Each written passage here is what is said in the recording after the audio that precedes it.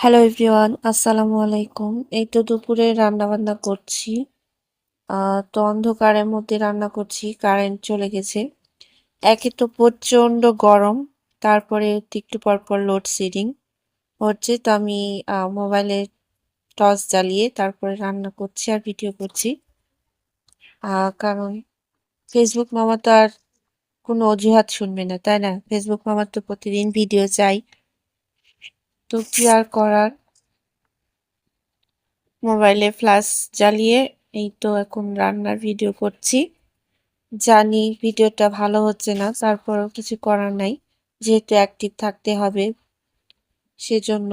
আর এখন প্রচুর গরমে একটু পর পর কারেন্ট চলে যাচ্ছে। একে তো গরম, তারপরে আবার তেলের সংকটের কারণে একটু পর পর কারেন্ট টেনে নিচ্ছে।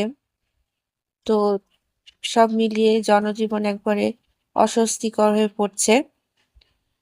তার মধ্যে আবার অ্যাক্টিভিটির জন্যই তো ভিডিও করা লাগছে, সংসার সামলাতে হচ্ছে, এটা সবাইকে করতে হচ্ছে। কিন্তু চুপ করে বা বসে থাকা তো যাবে না, তাই না? অ্যাক্টিভিটি তো দেখাতে হবে।